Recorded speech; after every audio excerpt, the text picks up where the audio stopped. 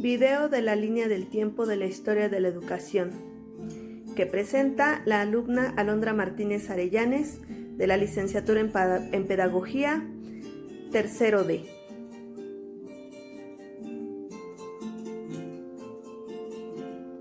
La presente línea del tiempo retoma los aspectos más importantes de cada época.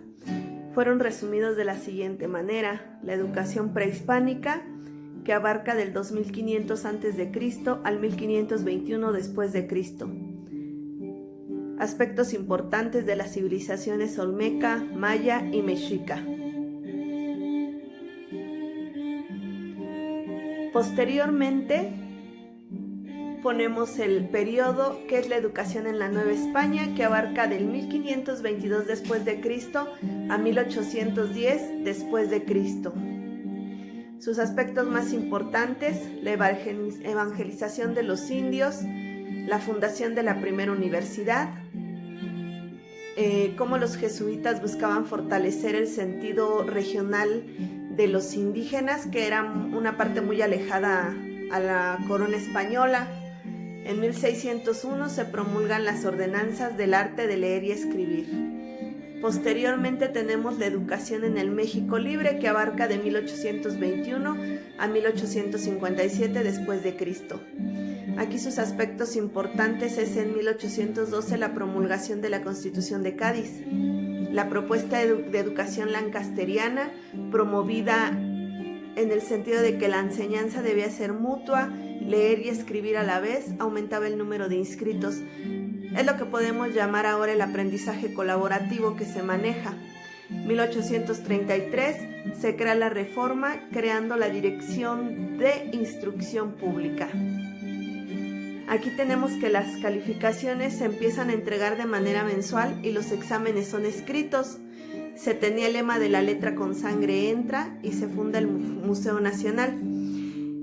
Estas últimas reformas, por ejemplo, de lo de los exámenes, se lo debemos a Maximiliano de Habsburgo. Él es el que llega y, pese a que los conservadores que lo traen pensaban que, valga la redundancia, les iba a seguir el juego, él apoyaba todas las ideas que Juárez tenía. Entonces él es el que empieza a promulgar que la tarea se debe de hacer en casa y los papás deben de estar más involucrados en el aprendizaje de sus hijos.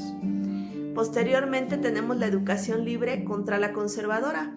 Se da en el periodo de 1857 después de Cristo a 1881 después de Cristo.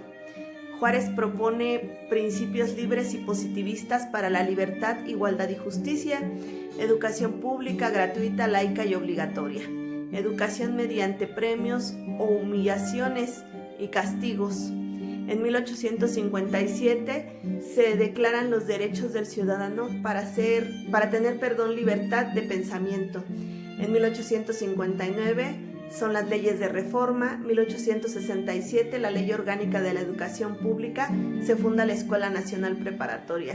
Recordemos que las leyes de reforma prácticamente hacen a un lado a la iglesia y le dejan la educación al Estado. La educación urbana se da de 1876 a 1910 después de Cristo. En 1878 el ayuntamiento designa a sus maestros por oposición. Justo Sierra propone la ciencia como la base de la política mexicana. Se crea la Ley de Instrucción Obligatoria y en 1910 se crea la UNAM. Aquí tenemos como dato curioso que Enrique Rebsamen propone un plan de estudio para la formación de profesores en la escuela normal y su lema era: un pueblo con educación es un pueblo libre. Posteriormente tenemos la educación en el México contemporáneo.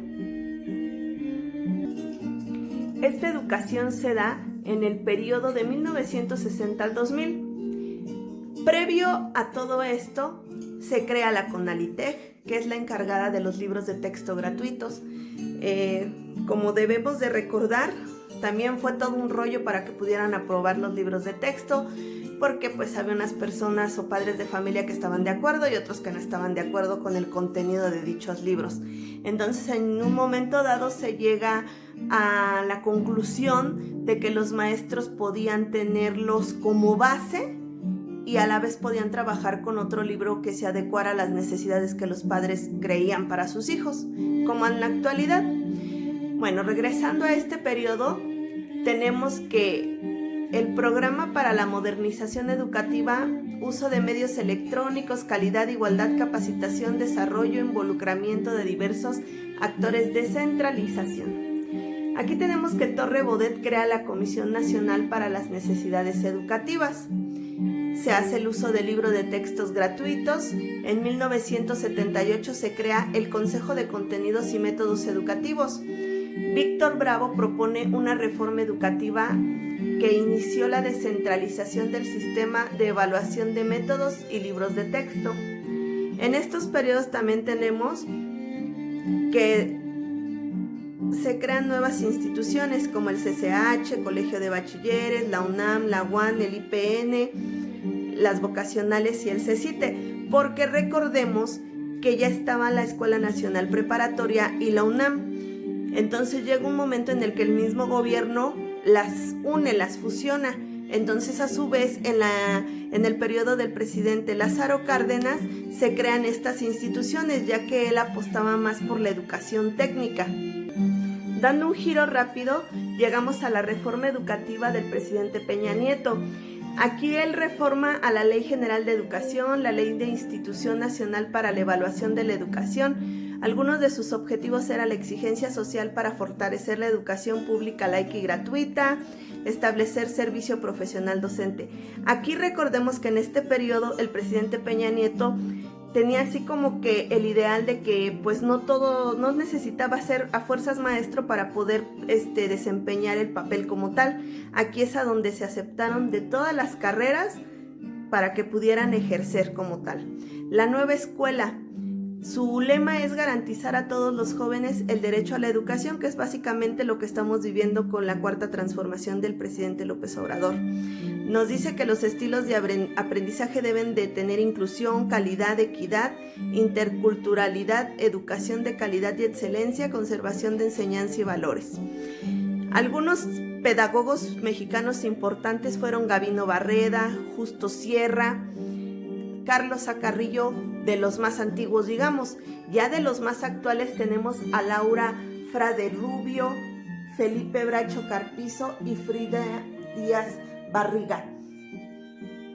Todos ellos en su momento han contribuido con grandes aportaciones a la educación. Carlos Carrillo creó su propio Instituto Pestalozzi. Justo Sierra decía que el pueblo mexicano tiene hambre y sed de justicia. Gabino Barreda, su frase era: que en adelante sea nuestra divisa libertad, orden y progreso, la libertad como medio, el orden y el progreso como fin.